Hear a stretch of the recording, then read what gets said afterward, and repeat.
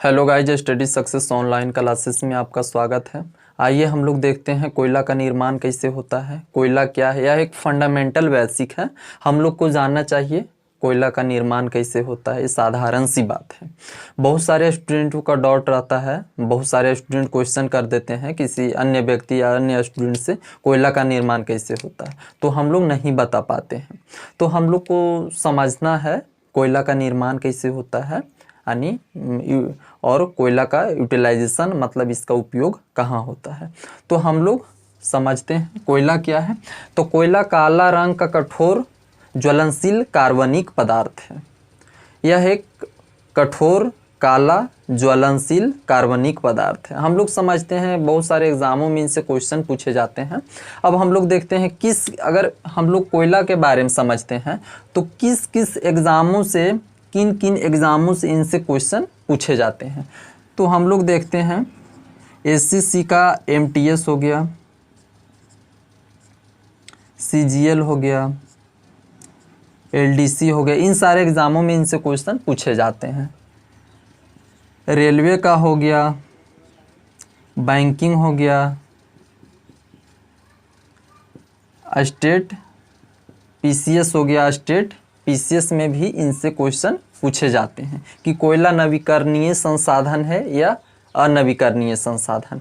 तो कोयला एक प्रकार का, अब यहाँ क्वेश्चन आता है कोयला नवीकरणीय संसाधन है या अनवीकरणीय संसाधन है। तो हम लोग फर्स्ट बात संसाधन समझते हैं।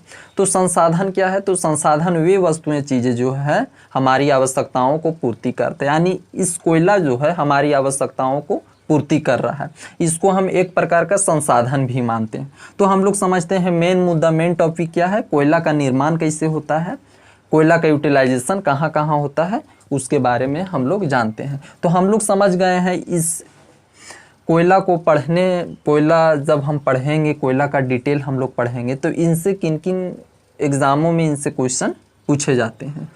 तो SCC, MTS, CGL, LDC, railway, banking, state PCS, UPC, इन सारे एग्जामों में इनसे क्वेश्चन पूछे जाते हैं। तो आइए हम लोग देखते हैं कोयला का एक बार डिफिनेशन देख लेते हैं। कोयला क्या है, तो यह काला रंग का, यह काला कठोर ज्वलनशील कार्बनिक पदार्थ है। तो 3 मिलियन ईयर्स यानी पहले का बात है, 3 मिलियन ईयर्स पहले का बात है। हमारे पृथ्वी पे बहुत सारे जीव जंतु, पेड़ पौधे लगे हुए थे। हम लोग समझते हैं ये क्या है, मेरा अर्थ है।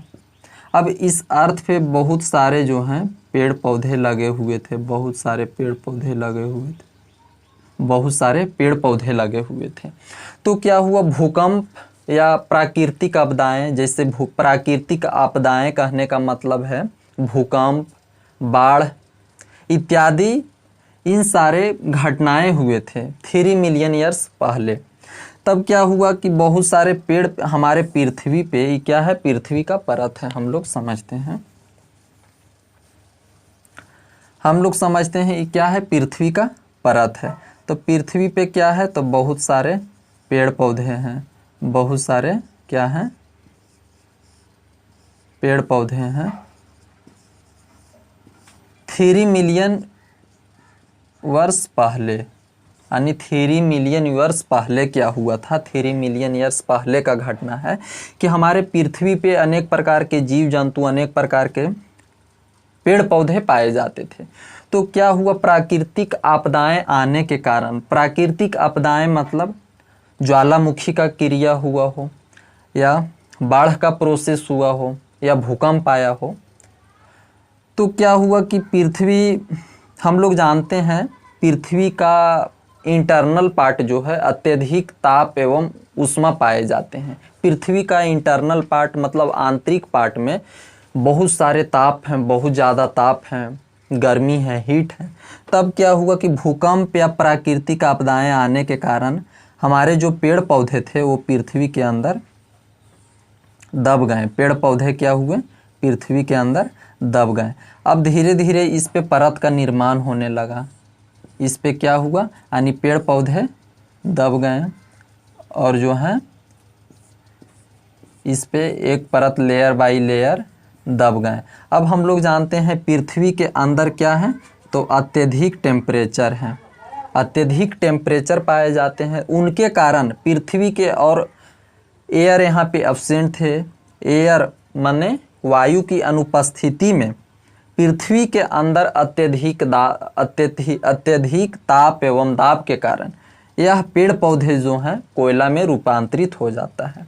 अब जब यह पेड़ पौधे जीवाश्म जो हैं कोयला में रूपांतरित हो जाते हैं तो यह प्रोसेस कार्बनिक पदार्थ। अब यहाँ से एक क्वेश्चन पूछा जाता है कि कोयला क्या जीवाश्म ईंधन है, तो हम लोग कह सकते हैं कोयला जीवाश्म ईंधन है। इसका निर्माण यानी जीवाश्म ईंधन क्या है, जीवाश्म संसाधन क्या है, जिसका निर्माण जीवाश्मों से हुआ है, जीवाश्म से। तो इसका निर्माण क्या चीज़ से हुआ है, जीवाश्म से हुआ है, जीवों के अवशेषों से। पेड़ भी एक जीव है। तो हम लोग समझते हैं जीवाश्म ईंधन क्या है, तो जीवों के द्वारा जीवों के अवशेषों से जिसका निर्माण हुआ है उसको हम लोग जीवाश्म ईंधन कहते हैं। तो यहाँ पे एक क्वेश्चन पूछा जाता है कोयला क्या जीवाश्म ईंधन है, तो हाँ कोयला एक जीवाश्म ईंधन है। कारण क्या है, तो जीवों के अवशेषों से इनका निर्माण हुआ है। कोयला का निर्माण जीवों के अवशेषों से हुआ है जो लाखों करोड़ों वर्ष के पश्चात पृथ्वी